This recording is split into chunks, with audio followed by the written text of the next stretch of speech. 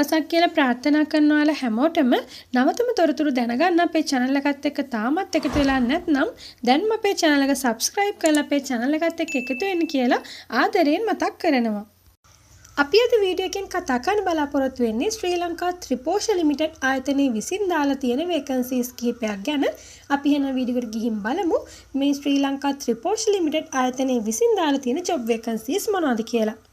පළවෙනියට දාලා තියෙන vacancy එක තමයි ඉංජිනේරු සේවා නිලධාරී කියන vacancy එක. මේ තනතුර සඳහා අයදුම් කරන්න කැමැතින් ඉන්න බාහිර අයදුම්කරුවන්ට තියෙන සුදුසුකම් තමයි විශ්වවිද්‍යාල ප්‍රතිපාදන කොමිෂන් සභාව විසින් පිළිගත් විශ්වවිද්‍යාලයකින් උසස් පෙළ විභාගයේදී ගණිතාංශයෙන් සමත්ව විද්‍යාවේදී උපාධිය හා එම අධ්‍යාපන සුදුසුකම් ලැබීමෙන් පසු රාජ්‍යයේ ආයතනයක හෝ පිළිගත් වාණිජ්‍ය ආයතනයක වසර 1කට නොඅඩු පළපුරුද්ද ලබා තිබීම හෝ තෘතීය හා වෘත්තීය අධ්‍යාපන කොමිෂන් සභාව විසින් පිළිගන්නා ලද කාර්මික යාන්ත්‍රික වෘත්තීය පුහුණු ආයතනයකින් නිකුත් කරන ජාතික වෘත්තීය කුසලතාවයන්හි ඒ කියන්නේ NVQ level 7 වෙනි මට්ටමට නොඅඩු ප්‍රවීණතා සහතිකයක් ලබා තිබීම සහ අවුරුදු 3කට නොඅඩු පළපුරුද්දක් ලබා තිබීම. මෙහිදී මේ NVQ level 4 සහතිකයත් සමග ලබා ගන්නා ලද අයදුම්කරුවන් උසස් පෙළ විභාගයේදී ගණිතාංශයෙන් සමත් තියෙන්නත් ඕනි. එහෙමත් නැත්නම් තෘතීය හා වෘත්තීය අධ්‍යාපන කොමිෂන් සභාව විසින් පිළිගන්නා ලද කාර්මික යාන්ත්‍රික වෘත්තීය පුහුණු ආයතනයකින් නිකුත් කරන ලද ජාතික වෘත්තීය කුසලතාවයන්හි NVQ level 6 මට්ටමට නොඅඩු ප්‍රවීණතා සහතිකයක් ලබා තිබීම සහ රජයේ රාජ්‍ය සංස්ථාවක මණ්ඩලයක ව්‍යවස්ථාපිත ආයතනයක අවම වශයෙන් අදාළ ශාස්ත්‍රයේ වසර 5ක පළපුරුද්ද ලබා තිබෙන අයදුම්කරුවන්ටත් මේ සඳහා අයදුම් කරන්න පුළුවන්. මෙහිදී NVQ level 6 මට්ටමන නොඅඩු ප්‍රවීණතා සහතිකයක් ලබා තිබෙන අයදුම්කරුවන්ද උසස් පෙළ විභාගයේදී ගණිතාංශයෙන් සමත් වෙලා තියෙන්න ඕනි. ඊළඟට දාලා තියෙන vacancy එක තමයි නිෂ්පාදන නිලධාරී කියන vacancy එක. අපි බලමු මේ තනතුර සඳහා අයදුම් කරන්න කැමැත්තෙන් ඉන්න බාහිර අයදුම්කරුවන්ට තියෙන ඕනි සුදුසුකම් මොනවද කියලා. මෙහිදී මේ සඳහා අයදුම් කරන අයදුම්කරුවන් විශ්වවිද්‍යාල ප්‍රතිපාදන කොමිෂන් සභාව විසින් පිළිගත් විශ්වවිද්‍යාලයකින් විද්‍යාවේදී උපාධියක් මෙහිදී මේ විද්‍යාවේදී උපාධිය ලබා ගන්නා ලද අයදුම්කරුවන් අධ්‍යයන පොදු සහතික පත්‍ර උසස් පෙළ විභාගයේදී ගණිතාංශයෙන් හෝ විද්‍යාංශයෙන් හදාරා තියෙන්න ඕනි. ඒ වගේම එම අධ්‍යාපන සුදුසුකම් ලැබීමෙන් පසු රජයේ ආයතනයක හෝ පිළිගත් වාණිජ්‍ය ආයතනයක වසර 1කට නොඅඩු පළපුරුද්ද ලබා තිබීම තියෙන්න ඕනි. එහෙමත් නැත්නම් ජාතික තාක්ෂණ ඩිප්ලෝමාව මොරටුව විශ්වවිද්‍යාලයේ NDT එහෙමත් නැත්නම් ඉංජිනේරු තාක්ෂණ ආයතනයේ කටුනායක net උසස් ජාතික ඩිප්ලෝමා පාඨමාලාව HNDT ආයතනයකින් හෝ ලබා ගන්නා ලද ඉංජිනේරු ඩිප්ලෝමා සහතිකයක් හා අවුරුදු 3කට නොඅඩු පිළිගත් නිෂ්පාදන ආයතනයකින් පළපුරුද්ද ලබා තිබෙන අයදුම්කරුවන්ටත් මේ තනතුර සඳහා අයදුම් කරන්න පුළුවන්. මේ තනතුරු සඳහා තිබෙන පොදු කොන්දේසින් තමයි මෙහිදී ආරම්භක වැටුප් පරිමාණය වශයෙන් දාලා තියෙන්නේ රුපියල් 72650ක මුදලක්. ඒ වගේම මේ තනතුර සඳහා අයදුම් කරන අයදුම්කරුවන් වයස අවුරුදු 22කට නොඅඩු සහ අවුරුදු 45ට නොවැඩි අයදුම්කරුවන් වෙන්න ඕනි. ඊළඟට දාලා තියෙන vacancy එක තමයි කළමනාකාර සහකාර තාක්ෂණ කියන තනතුර. මේ තනතුර සඳහා අයදුම් කරන්න කැමැත්තෙන් ඉන්න බාහිර අයදුම්කරුවන්ට තියෙන ඕනි සුදුසුකම් තමයි අධ්‍යයන පොදු සහතික පත්‍ර සාමාන්‍ය පෙළ විභාගයේදී සිංහල හෝ දෙමළ ඉංග්‍රීසි භාෂාව ගණිතය ඇතුළු විෂයන් 4කට සම්මාන සාමාර්ථ සහිතව එක්වරකදී විෂයන් 6කින් සමත්ව තියෙන්න ඕනි. ඒ වගේම අධ්‍යයන පොදු සහතික පත්‍ර උසස් පෙළ විභාගයේදී විද්‍යා විෂය ධාරාවෙන් සියලුම විෂයන්ගෙන් සාමාන්‍ය පොදු පරීක්ෂණයේ හැර සමත්ව තෘතීය අධ්‍යාපන පාඨමාලාවක් හැදෑරීම සඳහා අවශ්‍ය සාධන මට්ටම් ලබා තියෙන අයදුම්කරුවන්ට මේ තනතුර සඳහා අයදුම් කරන්න පුළුවන්. මේ තනතුර සඳහා අයදුම් කරන අයදුම්කරුවන්ගේ තාක්ෂණ නිපුණතාවයන් පිළිබඳව සලකා බලනකොට අයදුම්කරුවන් තෘතීය හා වෘත්තීය අධ්‍යාපන කොමිෂන් සභාව විසින් නියම කර ඇති පරිදි ජාතික වෘත්තීය කුසලතා NVQ level 5 මට්ටමට නොඅඩු වූ තාක්ෂණික පාඨමාලාවක් සාර්ථකව හදාරා සහතික ලබා තියෙන්න ඕනි. ඒ වගේම මේ තනතුරට අදාළ වෙනත් විශේෂ සුදුසුකම් තමයි විශ්වවිද්‍යාල ප්‍රතිපාදන කොමිෂන් සභාව විසින් පිළිගත් යාන්ත්‍රික ඉංජිනේරු ඩිප්ලෝමාවක් හෝ ඊට සමාන සුදුසුකම් සහ වසර 1ක රජයේ පිළිගත් වාණිජ්‍ය ආයතනයක නිෂ්පාදන හෝ ඉංජිනේරු අංශයේ පළපුරුද්ද තියෙන අයදුම්කරුවන්ට මේ තනතුර සඳහා අයදුම් කරන්න පුළුවන්. මේ තනතුර සඳහා ආරම්භක වැටුප් පරිමාණය වශයෙන් ලබා දෙනවා කියලා සඳහන් කරලා තියෙන්නේ රුපියල් 87710ක මුදලක්. මීට අමතරව රජයේ අනුමත දීමනාද ගෙවනවා කියලා සඳහන් කරලා තියෙනවා. මීළඟට දාලා තියෙන වේකන්සි එක තමයි කළමනාකරණ සහකාර තාක්ෂණ නොවන කියන වේකන්සි එක. මේ තනතුර සඳහා අයදුම් කරන්න කැමැත්තෙන් ඉන්න බාහිර අයදුම්කරුවන්ට තියෙන ඕනි සුදුසුකම් තමයි අපොස උසස් පෙළ අපොස සාමාන්‍ය පෙළ විභාගයේදී සිංහල හෝ දෙමළ ගණිතය ඉංග්‍රීසි භාෂාව යන විෂයන් ඇතුළුව විෂයන් 4කට සම්මාන සාමර්ථ්‍යයන් සහිතව එකවර විෂයන් 6කින් සමත්ව තියෙන්න ඕනි. ඒ වගේම අධ්‍යයන පොදු සහතික පත්‍ර උසස් පෙළ විභාගයේදී අවම වශයෙන් විෂයන් 3ක් සාමාන්‍ය පොදු පරීක්ෂණයේ හැර සමත්ව තියෙන්න ඕනි.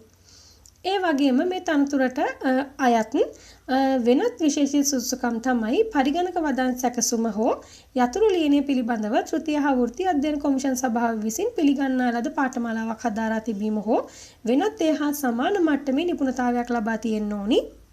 මේ තනතුර සඳහා ලබා දෙන්නා වූ ආරම්භක වැටුප් පරිමාණය වශයෙන් දාලා තියෙන්නේ රුපියල් 83390ක මුදලක්. මේ මුදලට අමතරව රජයේ අනුමත දීමනාද ගෙවනවා කියලා සඳහන් කරලා තියෙනවා. මීළඟට දාලා තියෙන වේකන්සි එක තමයි විදුලි කාර්මික කර්මාන්ත කියන වේකන්සි එක. මේ තනතුර සඳහා අයදුම් කරන්න කැමැත්තෙන් ඉන්න බාහිර අයදුම්කරුවන්ට තියෙන ඕන සුදුසුකම් තමයි අපොස සාමාන්‍ය පෙළ විභාගයේදී යටත් පිරිසෙන් විෂයන් 2ක්වත් සමත්ව තියෙන්න ඕනි. ඒ කියන්නේ ගණිතය, විද්‍යාව, ඉංග්‍රීසි යන විෂයන්ගෙන් විෂයන් 2ක්වත් සමත් වෙලා තියෙන්න ඕනි. ඒ වගේම මේ තනතුරට අවශ්‍ය ශිල්පීය නිපුණතාවයන් සලකා බලනකොට තෘතීය හා වෘත්තීය කොමිෂන් සභාව විසින් පිළිගන්නා ලද වෘත්තීය පුහුණු ආයතනයකින් නිකුත් කරන ලද ජාතික වෘත්තීය කුසලතාවයන්හි NVQ level 4 මට්ටමකට නොඅඩු මට්ටමක ප්‍රවීණතා සහතිකයක් සමග වසර 2කට නොඅඩු කර්මාන්ත ශාලා විදුලි කාර්මික සේවා පළපුරුද්ද ලබා තියෙන අයදුම්කරුවන්ට මේ තනතුර සඳහා අයදුම් කරන්න පුළුවන්. ඒ වගේම මේ තනතුරට බඳවා ගැනීමේදී බලන්නා වූ විශේෂ සුදුසුකම් වශයෙන් දාලා තියෙනවා දෙකලා විදුලි සැපයුම් පිළිබඳව දැන සිටීම සහ විදුලි මෝටර සහ සැපයුම් පිළිබඳව දැන සිටීම මෙන්ම ඉලෙක්ට්‍රොනික පිළිබඳව දැන සිටීම විශේෂ සුදුසුකමක් ලෙස සලකා බලනවා කියලා සඳහන් කරලා තියෙනවා. මේ තනතුර සඳහා ලබා දෙන ආරම්භක වැටුප් පරිමාණය වශයෙන් දාලා තියෙන්නේ රුපියල් 67040ක මුදලක්. මීට අමතරව රජයේ අනුමත දීමනාද ගෙවනවා කියලා සඳහන් කරලා තියෙනවා. මීළඟට දාලා තියෙන වේකන්සි එක තමයි බොයිලේරු කරු කියන වේකන්සි එක. මේ තනතුර සඳහා අයදුම් කරන්න කැමැත්තෙන් ඉන්න බාහිර අයදුම්කරුවන්ට තියෙන සුදුසුකම් තමයි අධ්‍යයන පොදු සහතික පත්‍ර සාමාන්‍ය පෙළ විභාගයේදී යටත් පිරිසෙන් විෂයන් 2ක්වත් සමත් වෙලා තියෙන්න ඕනි. ඒ වගේම මේ තනතුර සඳහා සලකා බලන ශිල්පීය නිපුණතාවයන් තමයි තෘතීය හා වෘත්තීය අධ්‍යාපන කොමිෂන් සභාව විසින් අනුගමනය කරනු ලැබ ඇති පරිදි ජාතික වෘත්තීය කුසලතාවයන්හි NVQ level 2 හෝ 3 මට්ටමට ගැලපෙන පරිදි ස්ටීම් බොයිලර් ඔපරේෂන් සම්බන්ධව සඳහා වූ වෘත්තීය ශිල්පීය නිපුණතාවයක් හෝ ප්‍රවීණතා සහතිකයක් සමග වසර 3කට නොඅඩු පුහුණුවක් හෝ පළපුරුද්දක් ලබා තියෙන්න ඕනි. ඒ වගේම මේ තනතුරට බඳවා ගන්න ලබන අයදුම්කරුවන්ගේ තියෙන්න ඕනි තවත් විශේෂ සුදුසුකම් තමයි බොයිලේරු කරු ක්‍රියාකරු බලපත්‍රයක් තියෙන්න ඕනි කියලා සඳහන් කරලා තියෙනවා. ඒ වගේම වසර 3කට නොඅඩු වාෂ්ප බොයිලේරු පළපුරුද්ද තියෙනවා නම් මේ සුදුසුකම් විශේෂීය සුදුසුකම් ලෙස සලකා බලනවා කියලා සඳහන් කරලා තියෙනවා. මේ තනතුර සඳහා ආරම්භක වැටුප් පරිමාණය වශයෙන් ලබා දෙනවා කියලා සඳහන් කරලා තියෙන්නේ රුපියල් 66060ක මුදලක්.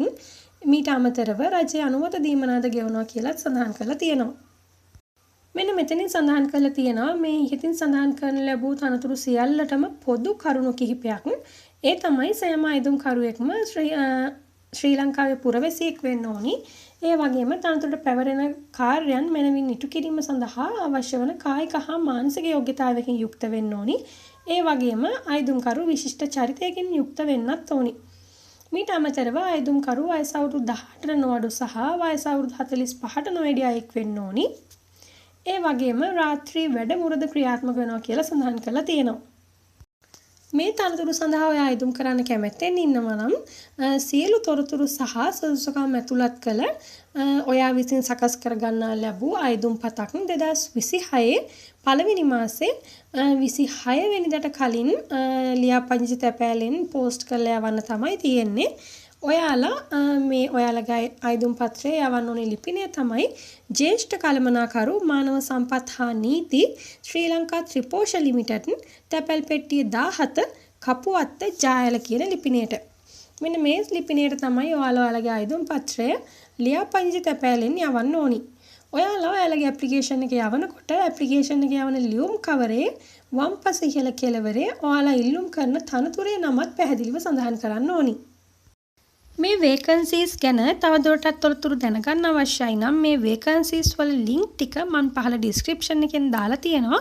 ඔයාලට ඒ ලින්ක් එකෙන් ගිහිල්ලා මේ පිළිබඳව වැඩිදුර විස්තර දැනගන්න පුළුවන්. ඒ වගේම ඔයාලට මේ වගේම තවත් ජොබ් වේකන්සීස් ගැන අලුත්ම අප්ඩේට් ලබා ගන්න අවශ්‍යයි නම් අපේ WhatsApp channel එකත් එක්ක සම්බන්ධ වෙන්න කියලාත් ආදරයෙන් මතක් කරනවා. එහෙනම් අපි මේ වගේම තවත් ජොබ් වේකන්සීස් සහිත වීඩියෝ එකකින් ඉක්මනටම හමු වෙමු. අපේ channel එක තාම subscribe කරලා නැත්නම් අපේ channel එකත් subscribe කරලා තියාගන්න කියලාත් ආදරයෙන් මතක් කරනවා. එහෙනම් අපි අදට ගිහින් එන්නම්. ඔයාලා හැමෝටම සුබ දවසක්.